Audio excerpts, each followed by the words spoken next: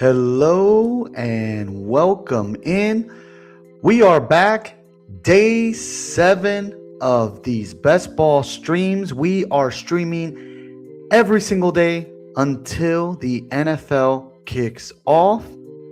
We're about to get into a BBM draft right now. We are drafting from the 8th spot. Good times, good vibes. We're all here. We got the music running. We got everything flowing. We got news to share. There's been some things that have popped off today. We had a few games just take on right now. We had 3 games on tonight. Preseason game, got to check out a few of those. So we'll talk about that. We'll talk about some player updates, including one. If you are seeing the thumbnail, if you are seeing the guy we have currently as the cover boy, it is Chris Olave. And if you guys have been following my streams, you guys already know I have been clicking that name a ton. Not as much as of late, but I do have a fair enough exposure to him. So we'll touch a little bit on that and why, more importantly now than ever, we should be considering him in drafts. Like I said, I've been drafting a lot of them, so I want to make sure you guys are on the same side of things. All right, we are drafting pick number 8 here. Jahmyr Gibbs goes 1, and then we don't get Bijan to go 2 here. It is Jamar Chase. The Atlanta Falcons actually played today. That was quite interesting. Wow, we get Jonathan Taylor. All right, this is off to a very interesting start here. JSN and Christian McCaffrey are still on the board based on what we know it to already be. Let's see here. Ashton Genty. Oh, yeah, this is the type of draft room we were given here. We're going to go ahead and select Christian McCaffrey. Should we go Amon-Ra? Let's go Christian McCaffrey. Let's start off with the running back here, and then we'll start looking at wide receivers on and in these next rounds. Thank you guys so much for hopping on. Once again, we are drafting every single night right now until the NFL actually kicks off. So we'll be here. Make sure you guys are locked in with us. We got a lot of fun things planned. So please make sure to like the video, subscribe to the channel if you haven't already, and hit that notification button. We got a lot of fun things coming on next week. We have some guests coming on. We have JSU from Run Pure Sports. He was already on the channel about a month ago. Excited to have him back on. He will be on this Monday. And then right after that, we will be hopping on over to Felix Castro's channel. Felix Castro won season 2 of DraftKings Millie Maker. So we're excited to talk to him, and he can break down a little bit of how and what he did when he won that. And then on Tuesday, he'll be coming on our channel here, same time as usual, 11 p.m. Central. And then on Thursday, next Thursday, we have Zane Donani on with us. Really excited to have him on. He has been doing an excellent job on Twitter, giving us all the latest information. Guys, I think this is a spot. I actually haven't gotten these two guys often. Let's go ahead and take Chase Brown here. I think this is a bit of a unique start for us. For me, I haven't seen these two go here, maybe at all, if anything. So excited to be here with y'all. All right, y'all. Quite the draft. We get AJ Brown on that 1-2 turn, Jonathan Taylor over JSN and Christian McCaffrey.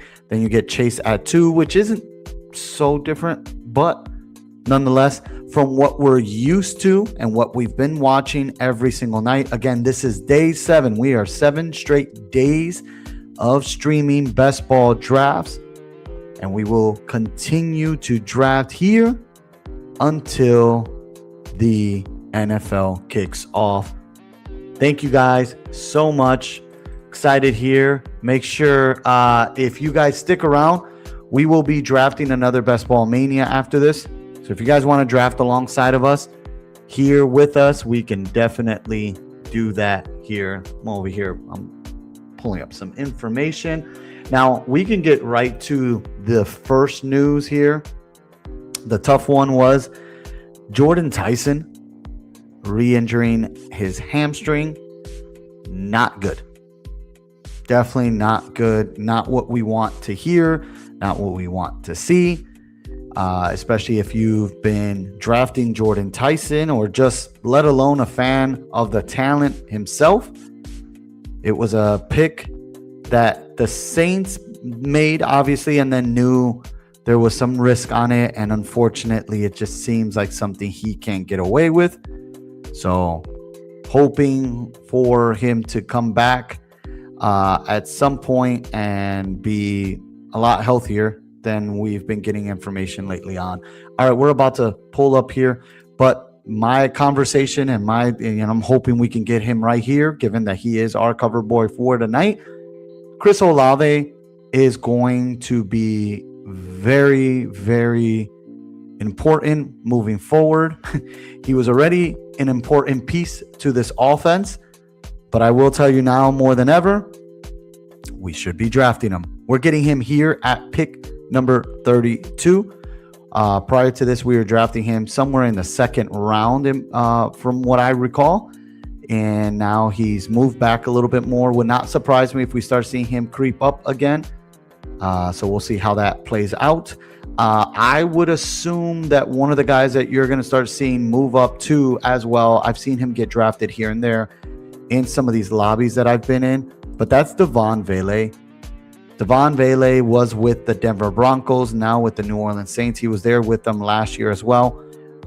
So my expectation is that he's going to be a guy that people are going to try to prioritize a little bit more, especially if this Jordan Tyson hamstrings, keeps lingering on. So something to keep close eyes on. Travis Etienne, Travis Etienne Jr., he goes here in the third round. He's someone I'm not drafting enough of, and I think I should be drafting more of. So let me pull that up here. We can get a look of that. I know we were talking about this yesterday. Kind of cool to have that there, especially we had some guys on the chat asking some exposure. I mean, we're at that point of the season anyways, where we want to talk a little bit more of basically the guys we've been drafting all the way up until this point. So exposure. All right, we're about to come up on the clock now. We got Tet McMillan, Josh Jacobs, Colston Loveland. All right, we are here, and I think, we're not going to get to him. Honestly, again, I'm not too nervous about Luther Burden. I could have gone Tet. My only thing with not selecting Tet McMillan, I'm going to keep taking Luther Burden here in the fourth round. I didn't want to risk him getting, if I tried the push and waiting 14 or 15 picks, maybe he comes my way. But there's always a drafter, just like myself, who is going to want to take him there. Tet McMillan, to me, one of my biggest issues with drafting him, I love the player. I love the talent. I think he really is a good player. I was a fan of his at Arizona. Honestly, while a lot of people were down on him going into the NFL draft last year, I was one person who was definitely on or in his corner for sure. But my issue right now is that offense.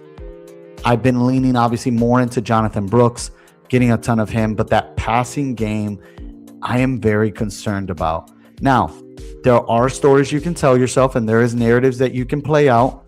You do have the Bryce Young factor where it's like, okay, Bryce Young is basically on his final year, essentially, and he is playing for an opportunity to get an extension. And maybe if the Panthers don't win enough games and they're in position to draft a quarterback that they may feel a little bit more comfortable with, this is his chance to actually put himself out there. The thing is that guys who get drafted as high as they do, quarterbacks like Bryce Young, and when they get drafted like that, they always get another shot or two at the NFL or in the NFL. So that's the story I guess you could tell, and you can push the Tet McMillan thing. I think one of the things that I was really excited for Tet McMillan was everything we were hearing coming out of camp, which was about Chris Brazzell at the time prior to his injury was that Chris Brazzell was going to be playing a little bit more on the outside. They were going to move Tet McMillan in the inside. I don't think right now they have the personnel for that. And we'll see how that looks. All right, we're back on the clock here. We got Devontae Adams. We can get Rome Odunze here. Let's stack. Let's get some more. Let's get some more Bears. Jamison Williams was someone I was considering there. I don't mind drafting Devontae Williams, but with the way we picked up Luther, we might have a shot here, 8 picks away. And of course, yeah, we're going to have to draft Caleb a little bit earlier in this type of draft when we're correlating those two pieces. Unless JMO or Devontae Adams drops to us, then I may have a different route here. Caleb, pick 73. That's currently his ADP.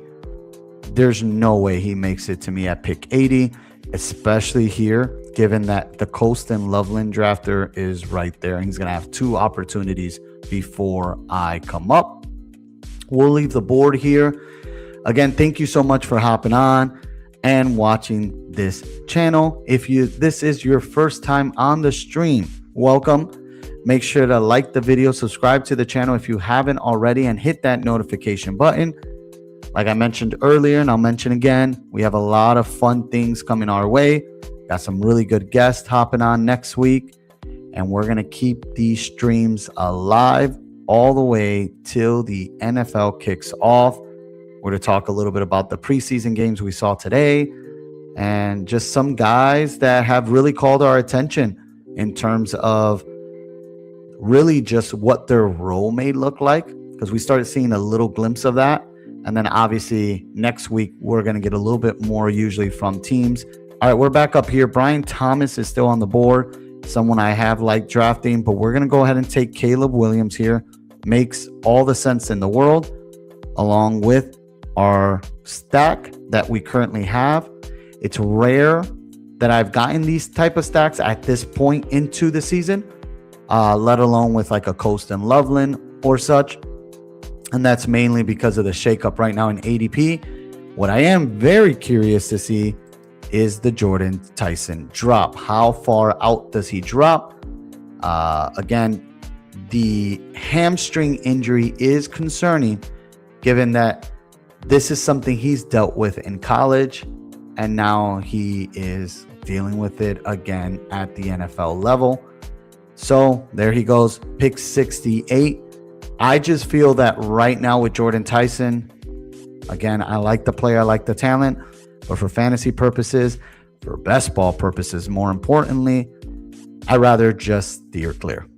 I don't plan on drafting him here on best ball right now until we get any more positive news. And we'll talk to Dane Zanani next week, and we can ask him a little bit more, hopefully with the more recent updates then. And again, we will be locked in, making sure we get all that information as well. All right, we get Jonathan Brooks. So that's another guy who is moving up boards, and that has a lot to do with Chuba Hubbard. Hamstring, that hamstring is very concerning. Yep. And speaking of hamstring, that is exactly what happened to Chuba Hubbard. Injury for him. And now Jonathan Brooks is going to be making his way up. He's already in the 6th round, which is absolutely insane. I love Jonathan Brooks. I'm more mad that we don't get a discount anymore on Jonathan Brooks. Lito, what's up? Welcome back to the stream. So we see Jaden Daniels go at pick 73. We see Trevor Lawrence go pick 75. All right, so we're now getting the quarterbacks. This is exactly what I was mentioning. There was no way these quarterbacks were going to come back to me. So taking Caleb Williams where we took him just made all the sense in the world to add on to the Luther Burden Rome Odunze stack. And again, drafting Luther Burden where I'm drafting him is essentially just saying the same thing. I'm not concerned, and I expect him to be out there week 1. There's really nothing else he needs to prove out on the field. Obviously, it would be nice for him to get a little more action out there, but I think he's done enough convincing as far as how good he is. All right, we are back here. It really feels that every time we're on the board here, we do take a lot of DK Metcalf, but Metcalf just makes sense. We have Chase Brown as well. Let me get that. I'm going to get this all set up here while we're pulling up the board here. I'm going to get the weeks correlation here, and we can talk a little bit more about that.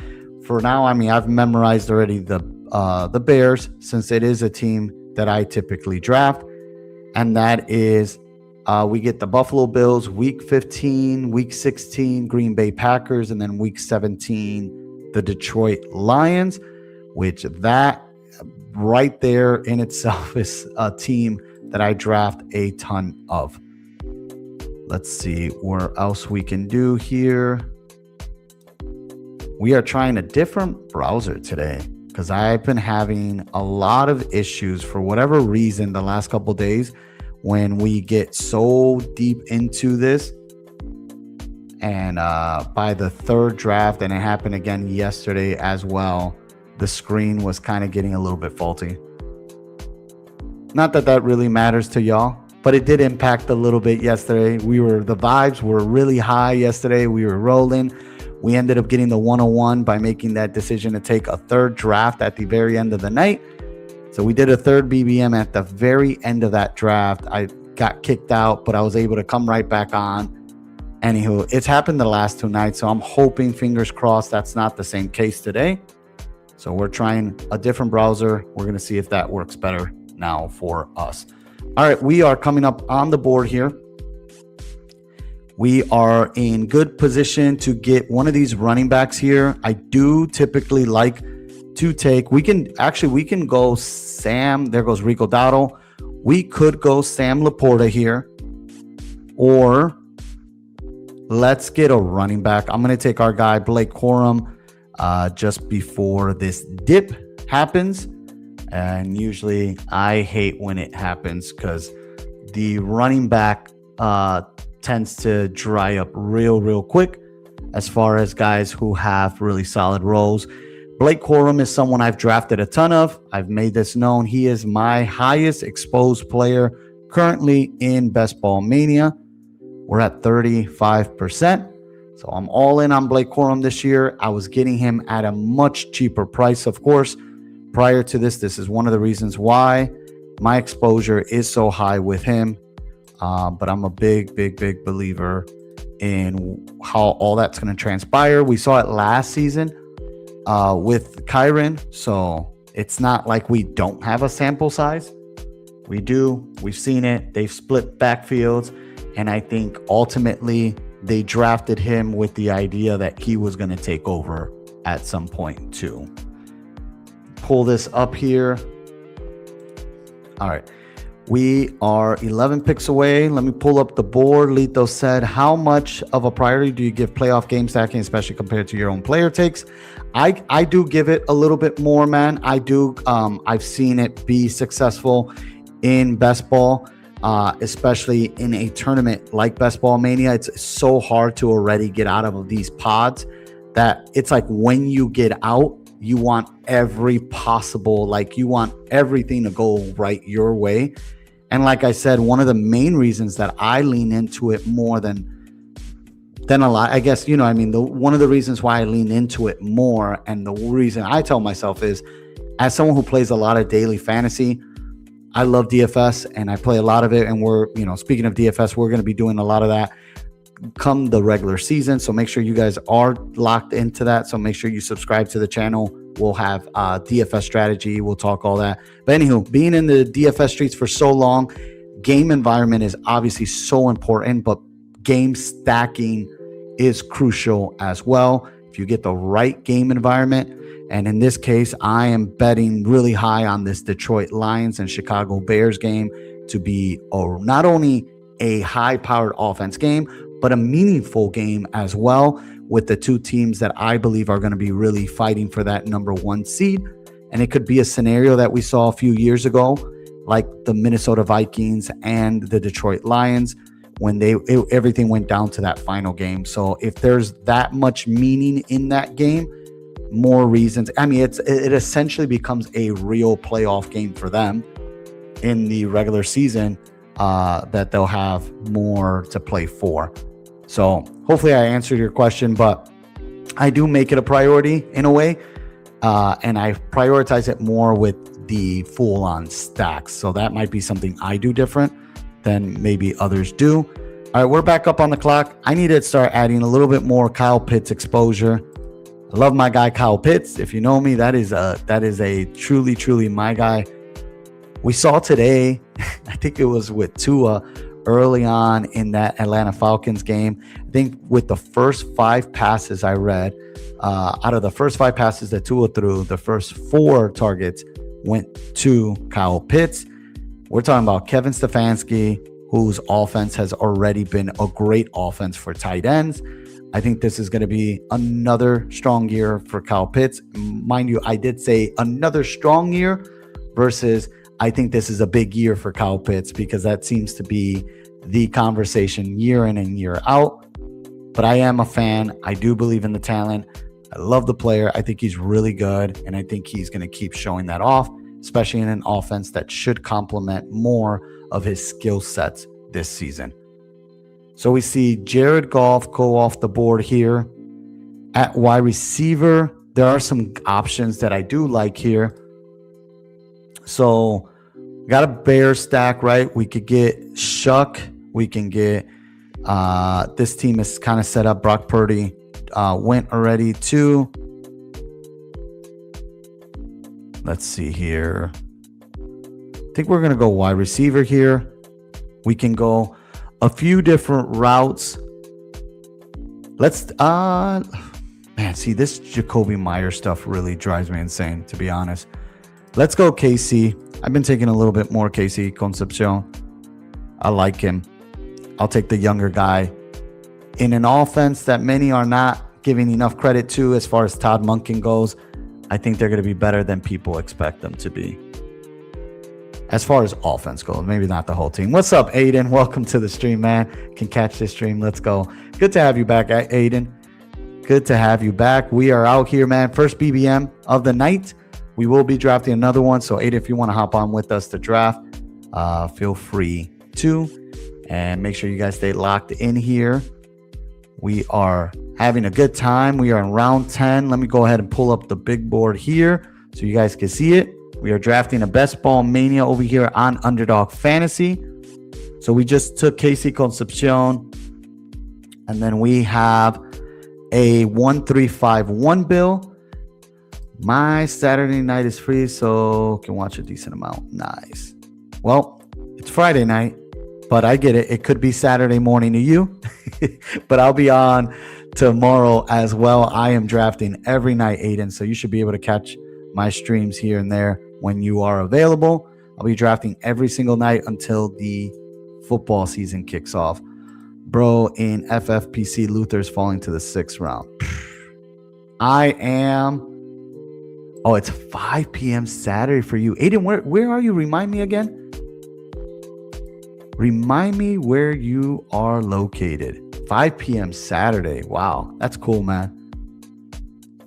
So we got, look at Stribling. It's going to be flying off board after that. New Zealand. That's right. That's what's up, Aiden. That is what's up, man. Thank you, man, for hopping on. We got Stribling. Stribling's going to keep flying up off these boards, man. It's crazy how that goes. So there's no more discount for him. Mind you, Jacoby Myers is taking quite the drop here. Really hard to ignore that, honestly. As much as I could take a Tyler Shuck, but I don't feel the need to force that. Let's take the Jacoby Myers drop. Malik Willis went there. Maybe we'll see how far Tyler Shuck goes. I see 2 teams here. Well, technically 3 teams. But we're on this side. So, no, yeah, we can probably... We might still get Tyler Shuck here. We might get Tyler Shuck here.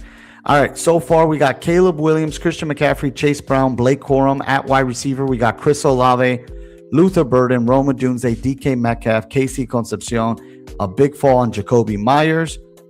Had to take... I had to take a jump on that. and then Kyle Pitts at tight end. Mind you, I haven't seen much of the board favor me in a lot of areas, but if you look at this start here alone, and if you guys were catching on early on, it went a little bit different. Jamar Chase, I've seen him jump 2, but the Taylor at 5, Genty at 6, prior to getting JSN and Christian McCaffrey, kind of threw this for a loop. Then you get AJ Brown at 13 over Justin Jefferson. And then as you see, things went a little bit different. So I did get a Christian McCaffrey, Chase Brown. I don't have much of that combo, so I really liked that start. And then Drake London. I've been seeing a lot of Drake London here in that 2-3 turn too. Tyler Shuck goes. Of course he goes. Of course he goes. All right. We are going to go running back here. We can continue to add the Keaton Mitchell route. We have Tyrone Tracy. I'm going to go Keaton Mitchell. Seems like the vibes are high right now. Didn't play yesterday's game, and we saw a lot of Kamani Veldell. Sounds like Keaton Mitchell might be the RB2 right now, which is going to be a good role for him, right? Given we know what Omarion Hampton is. But I believe that Keaton Mitchell might finally get worked a little bit more now with the Los Angeles Chargers, especially given that he's going to be in this Mike McDaniel offense.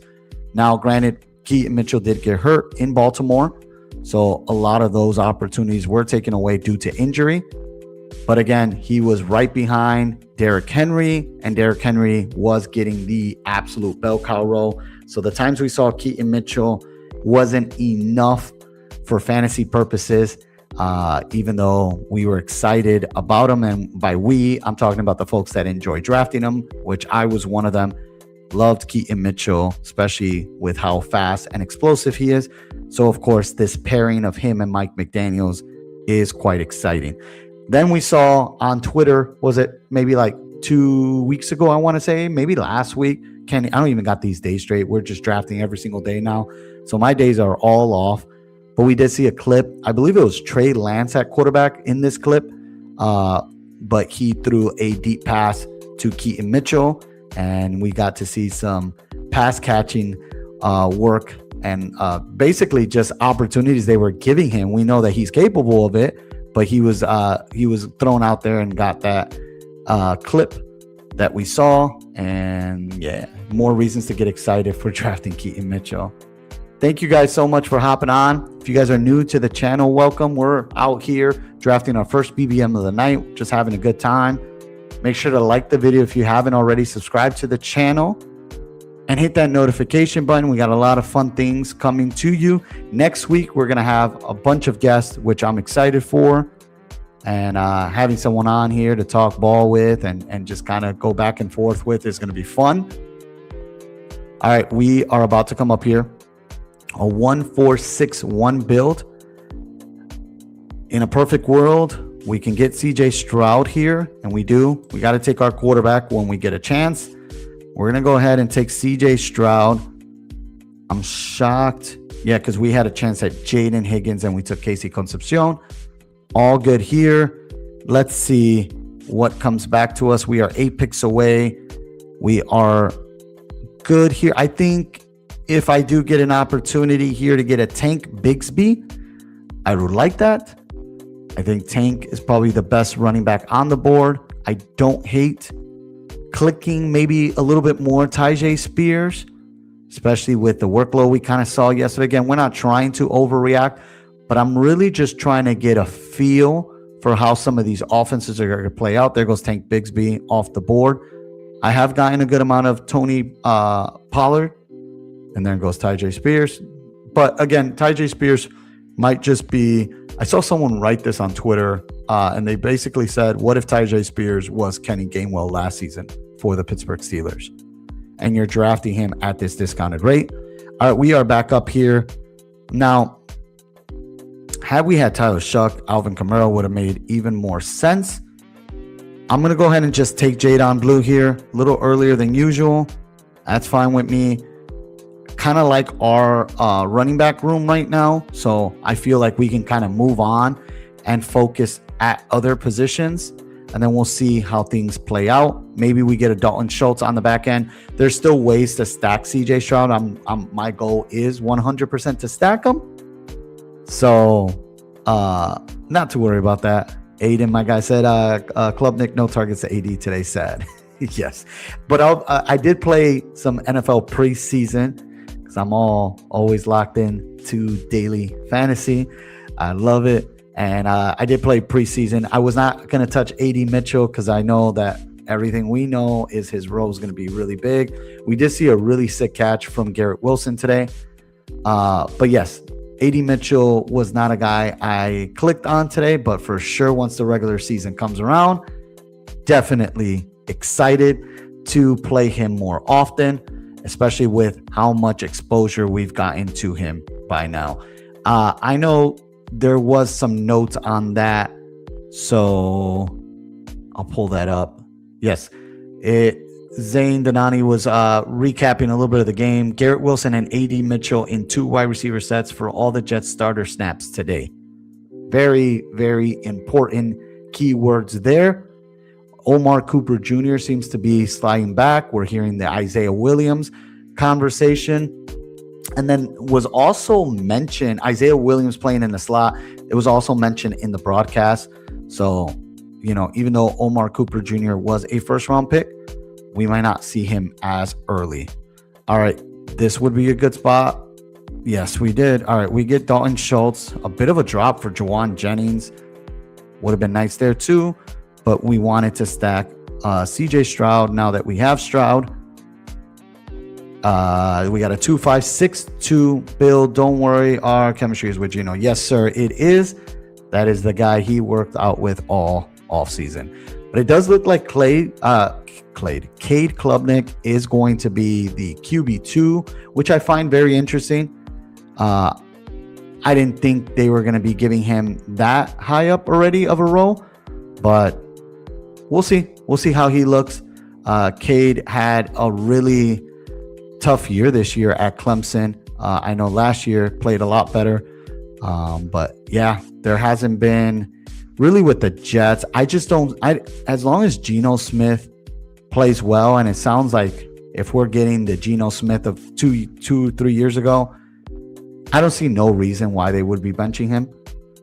But things can look a lot differently at the very end of the season, right?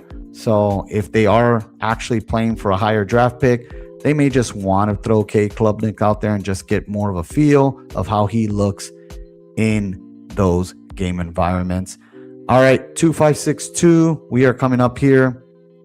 I definitely avoided the board here like we typically like to put up. Speaking of that, we have Jacoby Lane on the board here. This is round 16. We do have Fernando Mendoza and Geno Smith. Let's go ahead. I'm going to select Fernando here. That's been a guy I've enjoyed drafting much more now. I don't think the quarterbacks were going to make us on the way back. So we take Fernando. Geno goes there. Yeah, AD was already taken over here. So a lot of these guys, one of the guys who I've seen a bigger fall on has been Kenyon Sadiq. He's dropped a ton more. And then Omar Cooper Jr. is definitely someone we'll just keep a close eye on. He went in round 13 here. But if I start seeing a bit of a dip for someone like Omar Cooper Jr., I may want to start adding more bags of him as we get here the next couple weeks. And you guys will be able to see that because I am streaming every single night until the NFL kicks off. So we'll definitely be keeping a close eye on that because I think at that point, listen, I just don't think Omar Cooper Jr., even if he doesn't start as even the wide receiver 3 to start the season, he was a first round pick.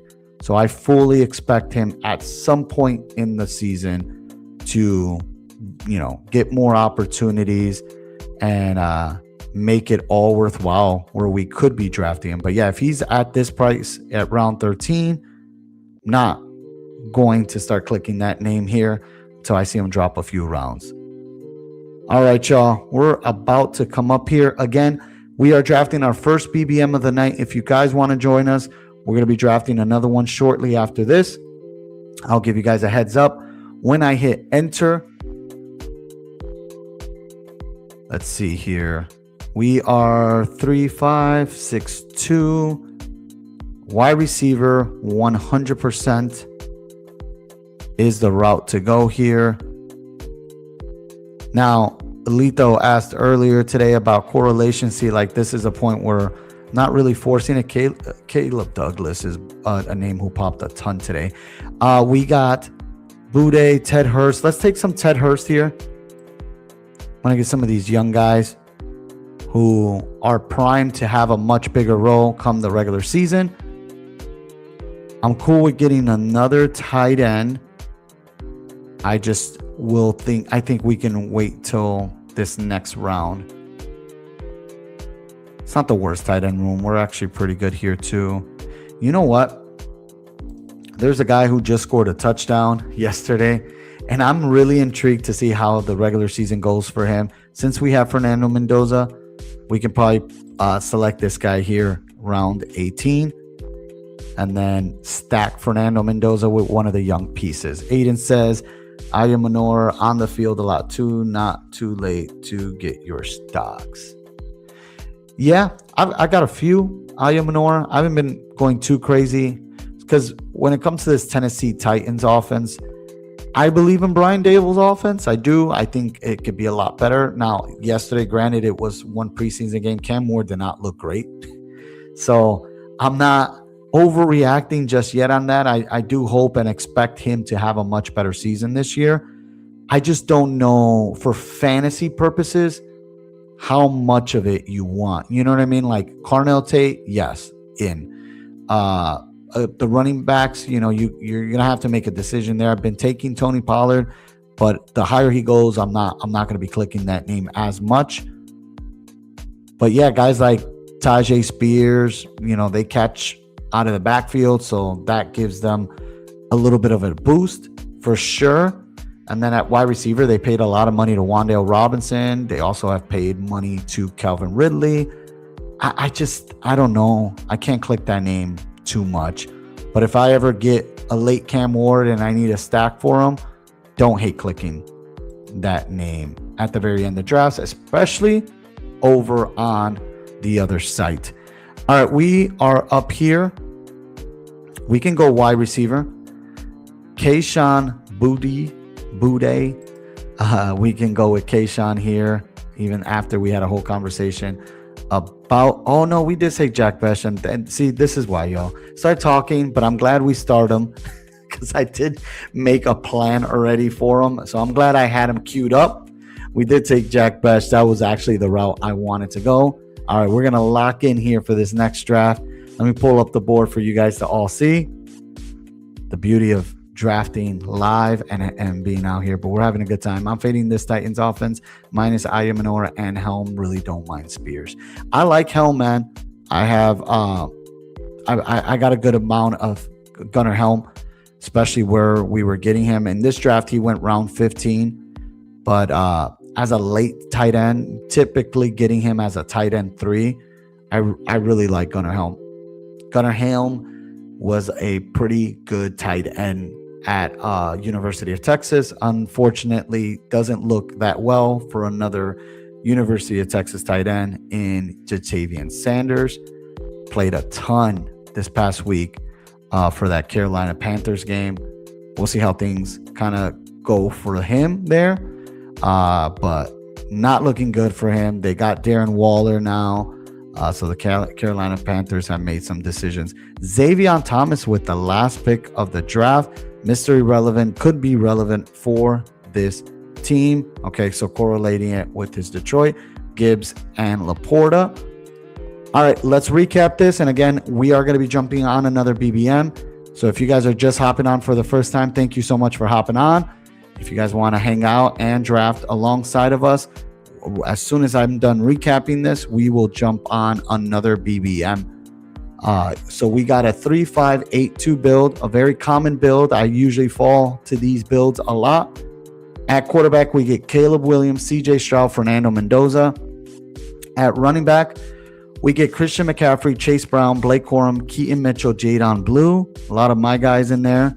And then at wide receiver, we get Chris Olave, Luther Burden, Roma Dunze, DK Metcalf, Casey Concepcion, Jacoby Myers, Ted Hurst, and Jack Beck. And then at tight end, we get Kyle Pitts and Dalton Schultz. So not a ton of playoff correlation pieces here, but a lot of players that I am interested in. All right, we're going to do another one here. So if you guys want to hop on here with us, we're going to draft. I'm going to hit enter now. All right, we're waiting for one more person. So this one's filling up pretty quick. Aiden says Xavion's interesting because he's probably a 0 for 6 weeks, and then who knows. Yeah, man, I'm drafting a good amount of Xavion Thomas. I mean, I can tell you exactly how much of him I have. But I think Xavion, see, one of the things that's going to give Xavion Thomas a boost, in my opinion, and one of the reasons why I've liked enjoying him, I like drafting him. And yes, I hope to enjoy his hopeful success for best ball and us. But one of the reasons why is because there's a possibility that he's going to be running a bit too out of that backfield. So not only will he be a receiver, he's very explosive, ran a 4.2, but he can also possibly do some gadgety stuff with Ben Johnson. I'm expecting a year of a lot of tricks. That was something Ben Johnson was always known for. I am currently at 5.7% of Xavion Thomas. That's where I'm at. All right, we get pick number 11 here.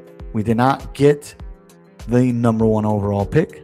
All good. Let me pull up the board since we got a ways to go here.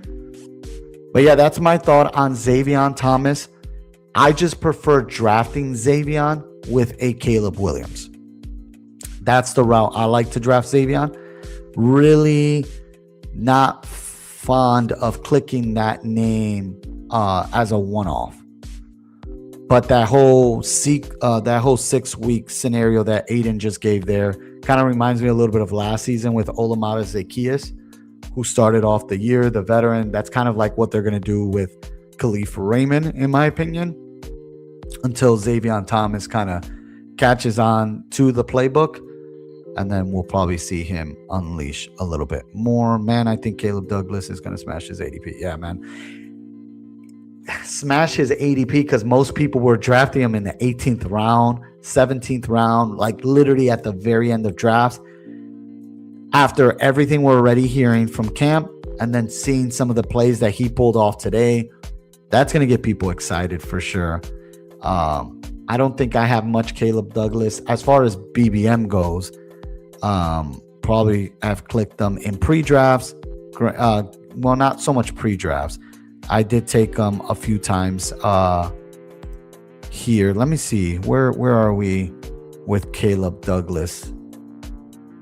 I have scrolled really down here. Yeah, we're at 2%. Not much at all.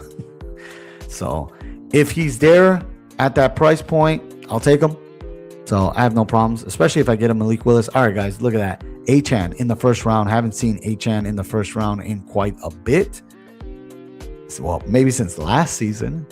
I haven't seen him this year, actually, if at all. Yeah. So everything else was pretty chalky for the most part. A little bit of a flip here with JSN. I feel like JSN has moved around a little bit more. All right, we're up on the clock here.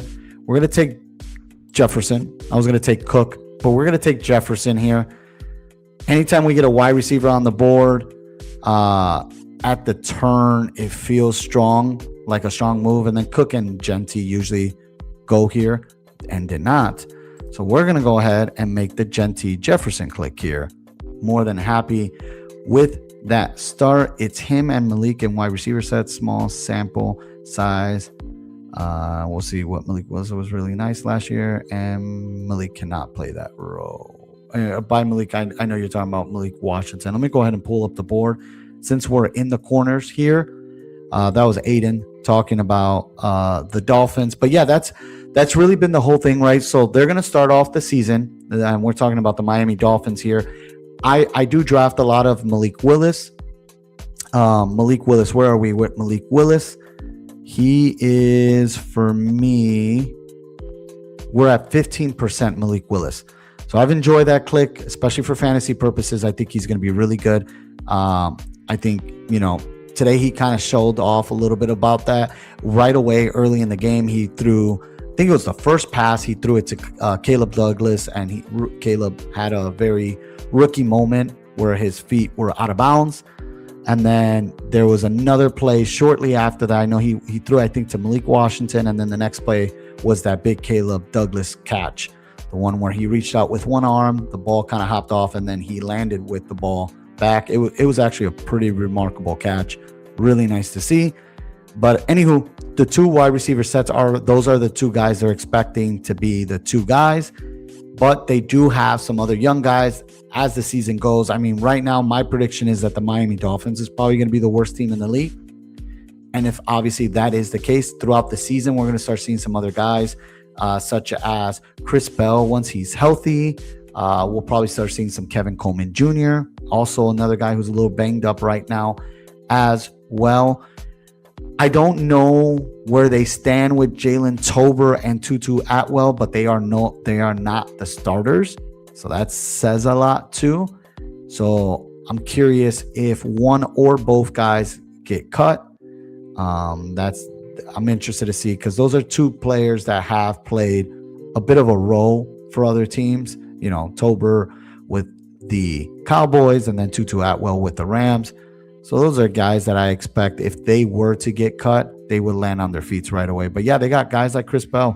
Chris Bell got hurt at Louisville. I think he tore his ACL. I think that was the injury he had, and one of the reasons why he's not going to start off the season, and they're going to bring him in slowly.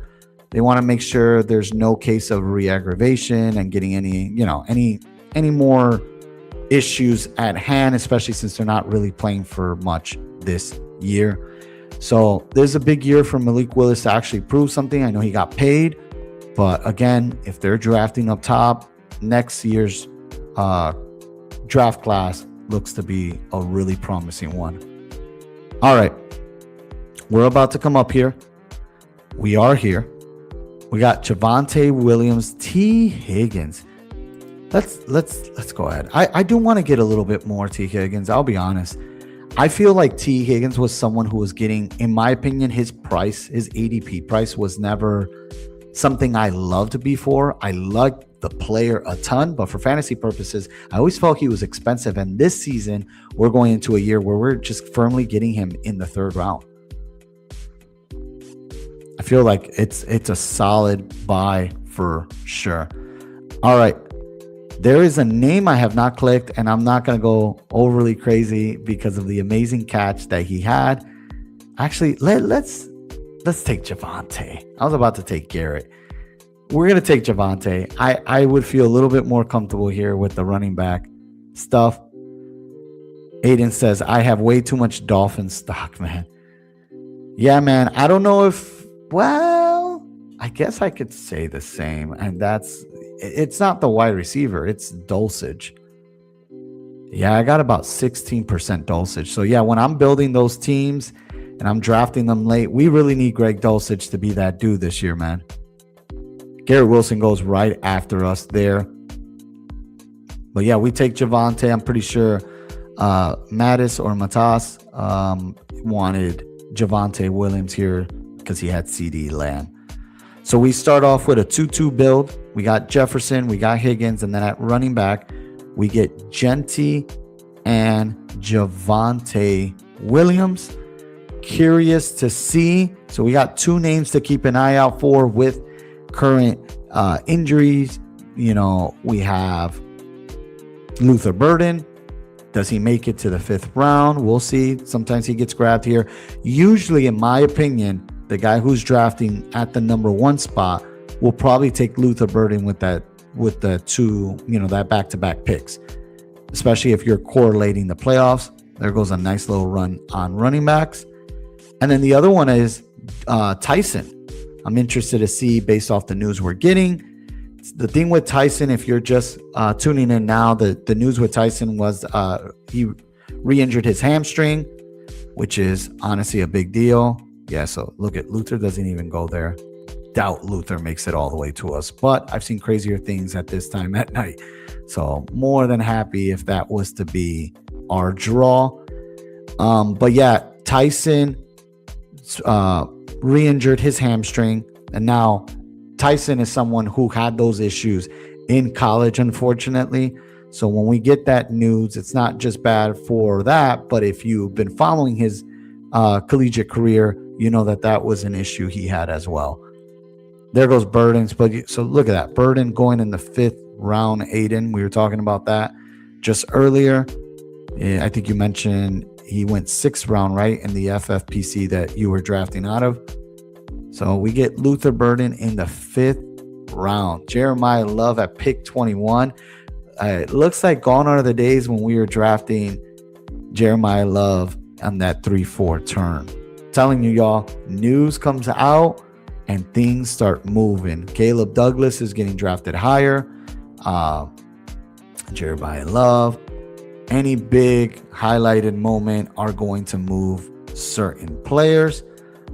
Parker Washington is now firmly a 5th round pick.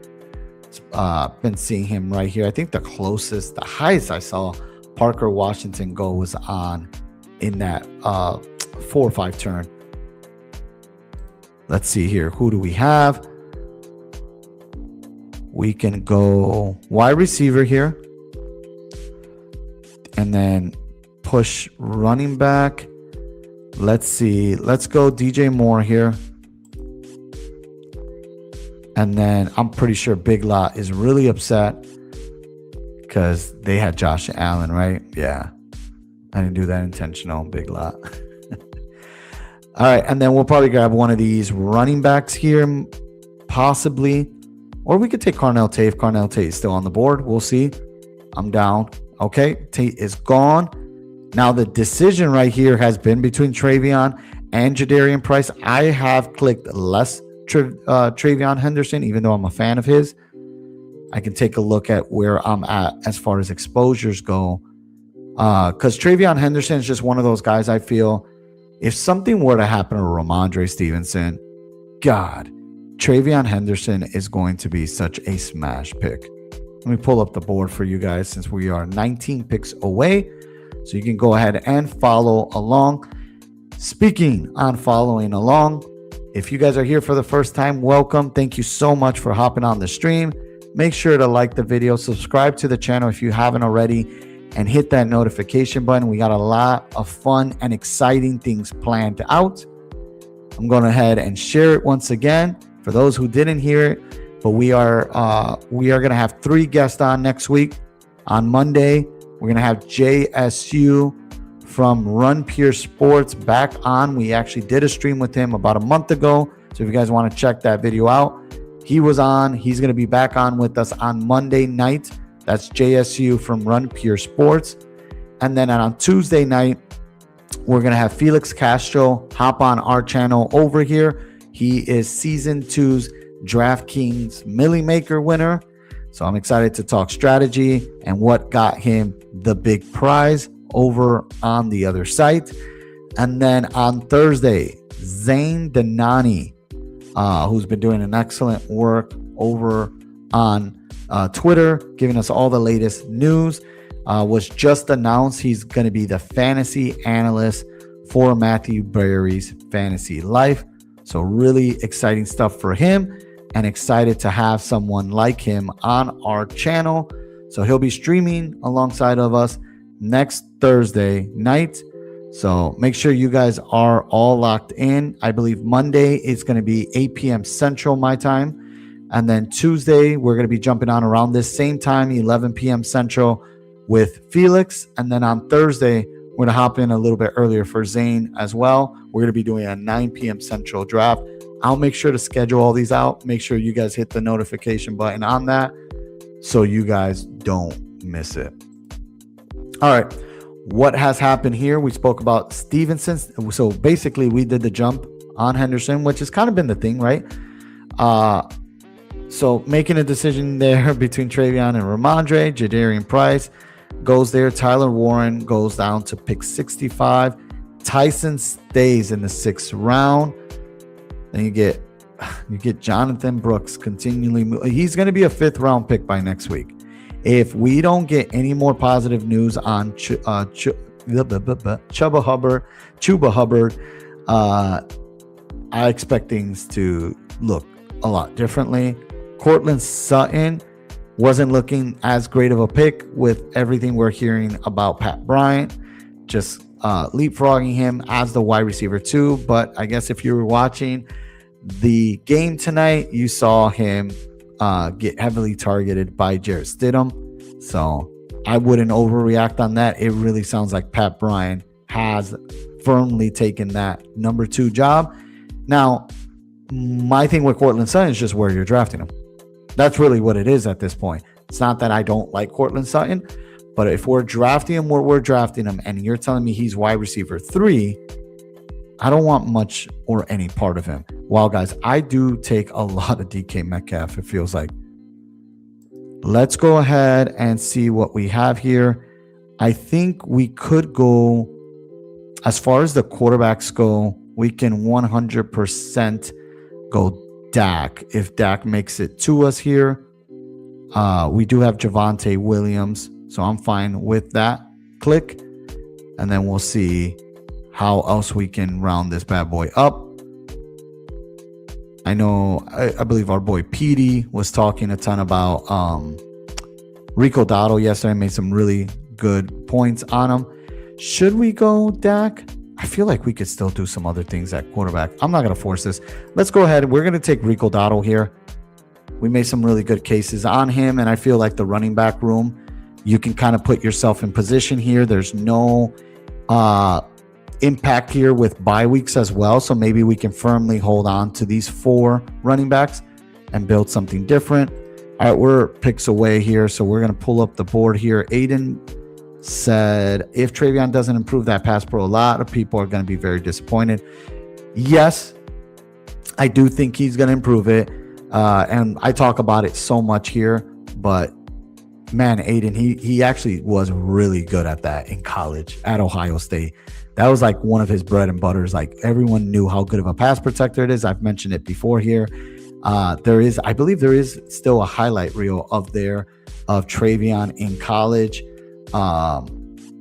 Just lights out as a pass blocker. So weird how that started off his career at the NFL level. And again, I'm betting that we're going to see him get back to that. But obviously what's keeping Ramondre in front of him, I think Ramondre is still a really solid running back, by the way. I do. His issue has been fumbling, of course, and he's probably a fumble or 2 away from probably moving back if Travion is prepared to take that on. So yeah, Travion Henderson. But yeah, I could have remembered watching a highlight reel just pass blocking things that he did. Let me see here.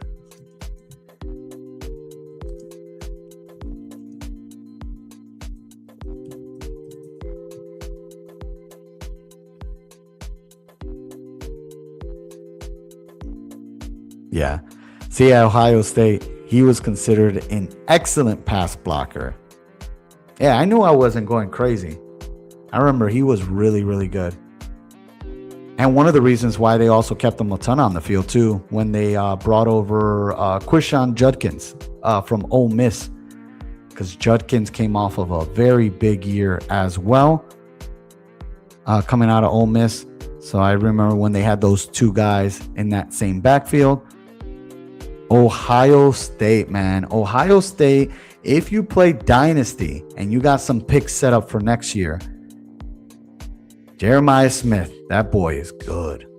That boy is really, really good. Jeremiah Smith is at another level. He is he's in that tier in terms of talent, like the Jamar Chase of the world. Like he's got the ability to be like the best wide receiver in the NFL. Like that's basically the potential of a Jeremiah Smith. So if you have some 2027 first round picks, you better be hoping you can land him, because that's going to be huge for dynasty purposes. So I'm excited to see those wide receiver. Chris Henry also, I'm excited to see him there. So that duel should be good. I mean, If you watch college football, Ohio State always has really good wide receivers. All right, we are back up here. I think we are going to go. I'm going to take Matthew Golden here. I like the Matthew Golden pick up here as far as the wide receivers on the board. And that puts us at 5.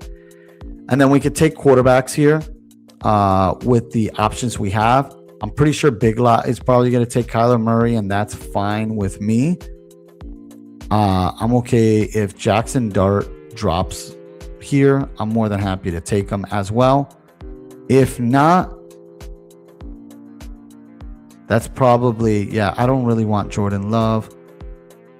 And he did not take Kyler. I can't let Jackson Dart drop this much, guys. We're going to take Jackson Dart. I even consider Kyle Pitts there since we already took them in the last draft. Jackson Dart drops 10 spots. There's still very different ways that you can stack him. But here's the thing with Jackson Dart, and this is my DFS hat being put on right now. He is a guy that if I were to go with him not being stacked, I'm okay with, just due to the fact of his dual threat ability. A guy like Jordan Love, especially like Matthew Stafford, I do not want unstacked. And even if I get him at a good price, like if I've seen drafts that I've been in where Matthew Stafford drops about 20 to 30 spots. That hasn't happened as much anymore. But when he did drop that, you can say, okay, well, the value of where I'm getting him, I think I should be fine without, I would do whatever I can. And then at that time, Terrence Ferguson was a lot cheaper. So it was easier to just stack Stafford, because if you didn't get Ferguson, you can go ahead and draft like a Colby Parkinson at the very end of draft. I would not be touching any wide receiver 3 on this team, in my personal opinion. Like right now, I am not sold. I am not moved by any bit of that. This is a team that runs heavy tight end personnel. So you're going to be seeing a lot of tight ends on the field. They have a ton of tight ends. They have Terrence Ferguson. They have Colby Parkinson. They have Tyler Higbee. They still, and then they also added, what's his name? Is it Max Clare, the rookie that they got? I hope I'm not mixing him up with Klein from the Houston Texans. But it is Max Clare, yeah. So they drafted one. They got a ton of guys.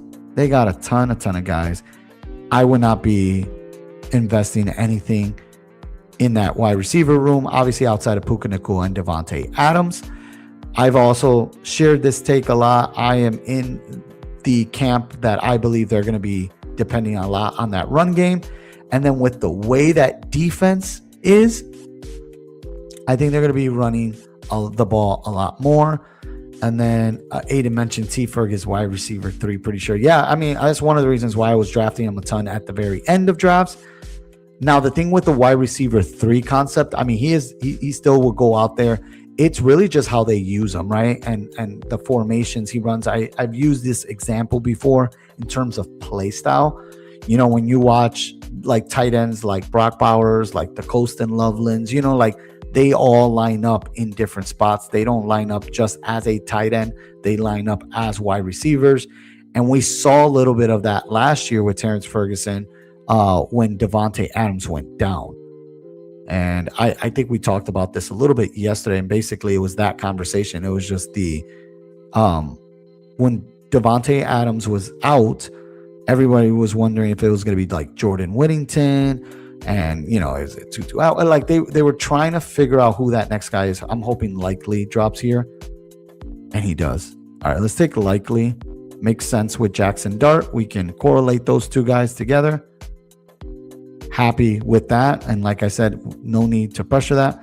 But anywho, going back to Terrence Ferguson, so we got to see Terrence Ferguson play the Devontae Adams role, which is why I think a lot of people are more intrigued about him this year. And then when you have an offensive genius like why am I freezing it? Sean McVay, things change for sure. Let's go ahead. We're going to get another quarterback here. And I like this because we're getting a quarterback room with guys with similar styles in terms of being dual threat. So Jackson Dart, Malik Willis. At running back, we have Ashton Genty, Javonte Williams, Travion Henderson, Rico Dowdle. At wide receiver, we have Justin Jefferson, T. Higgins, DJ Moore, DK Metcalf, and Matthew Golden. And then at tight end, we have Isaiah Likely. This is why I love drafting Best Ball Mania. No matter what plan or strategy you walk into any draft, your teams are going to look a lot different. And you start swaying away a lot from your my guys at times based off needs. You know, that's the best part of drafting, right? Roster construction, for sure. I enjoy it so much. And honestly, sad that when it goes away, because as much as I love the NFL regular season, I love drafting. I do. I really enjoy it. One of the reasons why I do what I do now, streaming these. And I'm excited because we are doing 31 days of best ball, which the 31 days, if you're wondering, it really was from that date that we started. It leads us all the way up to the NFL kickoff. So I'm excited. I mentioned we got a lot of guests coming on our show next week. So we got a lot of fun things planned. And then once the regular season kicks off, we'll have waiver wire shows, start sick questions. We're going to have some DFS strategies. And then we'll be able to recap games too. I want to do that with y'all. I want to have fun. We can go through stats. We can go through all that. But basically just preparing us for that week. So when we do go through the start and sit questions, we have already recapped games. So looking forward to doing that with y'all. So make sure you guys like the video, subscribe to the channel if you haven't already, and hit that notification button to stay locked in with all the latest here. Jonah Coleman goes at pick 144 there. Starting to see some more running backs here. Then we have tight end. We are currently working with a 2-4-5-1 build.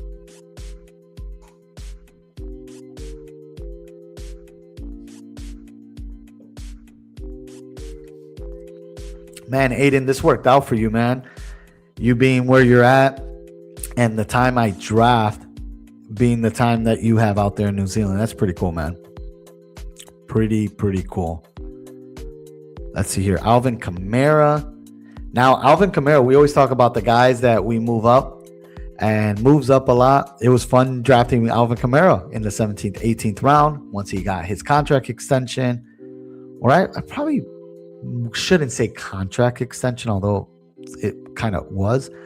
It just feels a little bit different than other contract extensions that we've seen. But anywho, Kamara got another year on his deal, which, you know, brings that he's still valuable to the team. And I know there's been people who would argue that.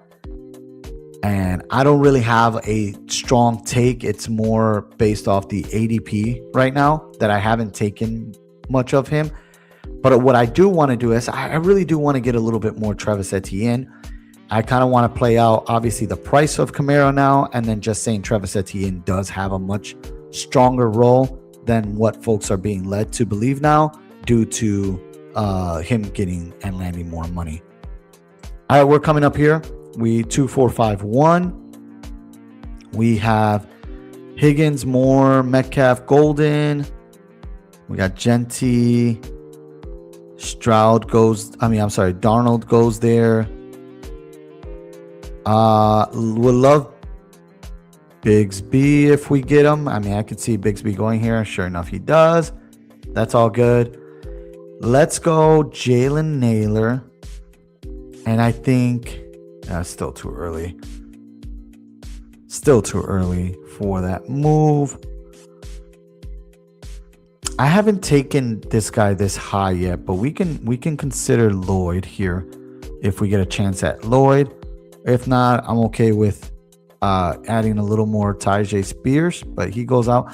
Let's go Lloyd, because right now with the Lloyd situation is if Josh Jacobs gets suspended, Lloyd is already practicing right now with the ones. And the thing with Jacobs is I think he's also hurt. So that's playing into the part that Lloyd has been getting more reps with the ones. And if you really go back, let me pull up the board here for y'all. If you go back a year or two ago, when Lloyd first came into the league, there was a lot of hype around him over at Green Bay. They had a goal placed for him. It was 2 years ago. I forget. He's just been hurt. But anywho, they had plans for him. We were hearing a lot of that. That was some of the noises we were getting out of training camp, that they wanted to utilize him and they had a plan in place for him. And then he just, the problem was that he kept getting hurt. So we never got to see that plan laid out. So now that he is healthy, and again, in the scenario that Josh Jacobs is not playing to start the season due to suspension, due to injury, whatever the case may be, Lloyd is getting all those reps. And then just look at that running back room really at this point. I got my guy in there, but I don't think he's really, I don't know if he even makes the team. But I do love me some Damian Martinez. I don't think we're going to see much of him at all this regular season. So yeah, Marshawn Lloyd's in a great spot. Now, the one thing I would, base things off here that I'm not overly happy about is how bad this offensive line is. But Marshawn Lloyd, it's a volume-based thing, and why we're drafting him where we're drafting him now. TJ Hawkinson, another name I don't click often. It's always funny to see the Jerry Jeudy ranges, because in this last draft, he made it to like the 17th round, I believe. And now he's going in the 14th round. A lot of these guys here, I would say about like pick around 12 or around 13, kind of start making your decision. You kind of go away from ADP. Our guy Adonai Mitchell goes off the board. We were just talking about him. Seems like he is firmly in place for that wide receiver too. One of the things about today's game was during the Jets starter snaps, Garrett Wilson and AD Mitchell were out there for the 2 wide receiver sets. So pretty big news for AD Mitchell.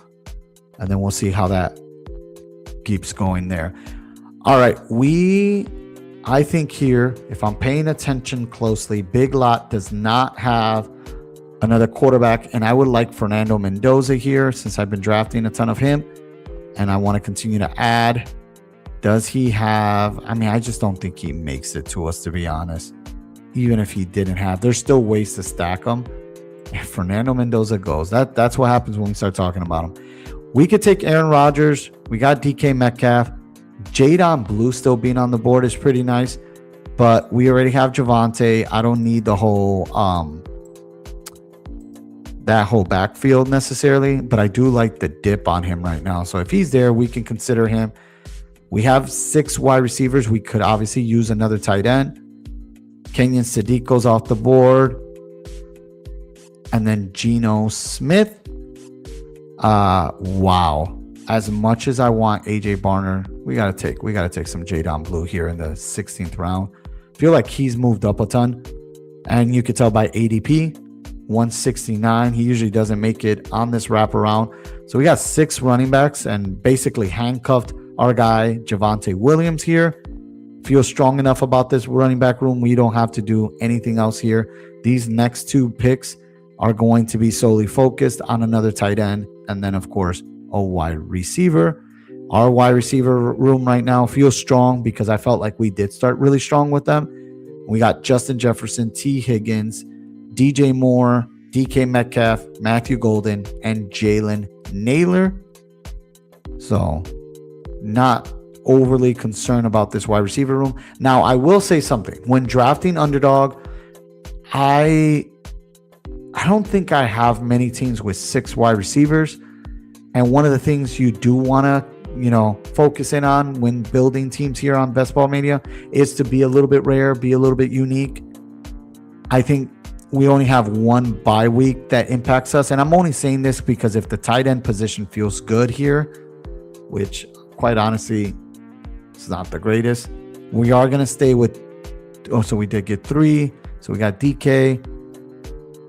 We also mentioned yesterday, this was a part of another conversation that I was doing, putting my DFS hat on. Guys like Aaron Rodgers, if I were playing DFS right now and I was stacking Rodgers with somebody, I probably wouldn't go to a single stack. I would double stack them if I really felt good about that game environment. So Jeremy Bernard could be an option here for us if he happens to make it to us. Jeremy Bernard, we were 10 picks away. Let me pull up the board for y'all. Sorry about that, y'all. And Jeremy Bernard was a guy that played pretty well in preseason. So we got to see a little bit of him. Obviously a rookie.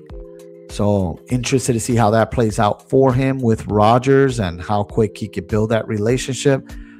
We've heard it all before. I don't know if you guys remember Malachi Corley and that whole scene when he was with the Jets and Rodgers. I believe, if I do not got this mistaken, Malachi Corley was like staying at his place. It was like staying on a couch and trying to work out and do things with Aaron Rodgers to kind of make things, get that connection going so that he can start off the year strong. And there was a lot of hype around Malachi Corley, and now we haven't seen him. And the last thing we've heard about Malachi Corley was the whole him and Davante Adams things about the jersey number. Let's see here. When Davante Adams got traded to the Jets, that was that whole story. Caleb Douglas gets taken here. A lot of it is part 2. In my opinion, would be in part 2 what happened here. I think Roman Wilson is a better click than Bernard, not going to lie. Okay. Man, Roman Wilson. It's taking him some time. All right. We get it. Pat Freiermuth here makes sense with our Aaron Rodgers stack. So we get our 2 guys. And then at wide receiver, we could go Ted Hurst here. We'll see if he falls back to us here on this wraparound. And then trying to see. I mean, there's one guy. I know we were talking about Chris Olave earlier, and then he is our cover boy. But it almost feels like Devon Vele should be someone we should be considering more. Because if Tyson's thing lingers and God forbid something does happen to Olave, we're going to go ahead and take Vele here. I think he makes sense over the rookie Ted Hurst, who we already took one.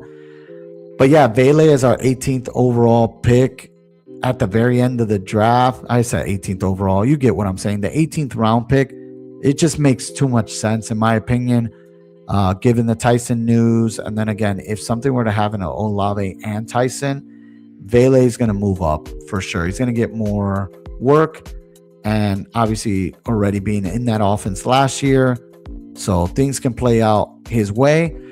Would not be surprised when cuts start happening that they prioritize bringing in another wide receiver. If you remember, they traded for Jalen Polk last year. I think it was last year, right? They traded for Jalen Polk out of New England, and Jalen Polk just retired. So if they had any plans or hopes for him, that went out the window. So yeah, I would not be surprised. I think we mentioned Miami earlier, right? The whole Jalen Tolbert, Tutu Atwell, some of those names up there. If they don't bring them back, or I'm sorry, if they choose to cut them or trade them, right? Those are still other options. And then we get Brown from New Orleans. See, we're gonna start. I'm shocked Bryce Lance is not a name that we're seeing there as well. Jeremy Bernard goes there. All right, who is the mystery relevant? Could be relevant. Cooper Kupp gets selected. Look at the 2 old reliables, the Keenan Allens, the Cooper Kupps. Those were guys you were drafting very high about 5 or 6 years ago. Crazy. And now they were your last 2 picks in the draft. All right, y'all. We're going to recap this team. We did a 3-6-7-2. At quarterback, we got Jackson Dart, Malik Willis, and Aaron Rodgers. At running back, we got Ashton Genty, Javonte Williams, Travion Henderson, Rico Dotto, Marshawn Lloyd. And then we ended up with Jadon Blue since he dropped a bit at the end. At wide receiver, we got Justin Jefferson, T. Higgins, DJ Moore. We got DK Metcalf stacked alongside Aaron Rodgers. Then we got Matthew Golden, Jalen Naylor, and Devon Vele. And then at tight end, we got Isaiah Likely, who we stack with Jackson Dart. And then we got Pat Freiermuth. I'll be honest, this is not a very strong tight end room. We are banking on not just upside, but consistency. And as long as they stay healthy, they should be just fine for that tight end room. I do like our wide receiver room. I like our running back room, and I think the quarterback room is strong. But that's the light when you do drafts. You're not going to hit in every area. Sometimes you get a good draw and things work your way. But obviously, until the regular season starts, we really don't know how everything will pan out. Thank you guys so much for hopping on. As always, having a big, just really enjoying all these best ball streams we are doing. We are currently doing 31 days of best ball. We are on day 7. We just drafted 2 best ball manias. We'll be back tomorrow, and we're going to be back all the way up until the NFL kicks off. So we're excited. We got a lot of guests coming on our show next week. So please make sure to not only like the video, but subscribe to the channel so you guys can stay locked in with us and all the great guests that we plan on bringing next week. Not plan, we already have them set, but there are a few others that I'm working to get and lock in some dates while we stream every single day up until the NFL kickoff. Thank you guys so much once again. You guys have a great night and peace.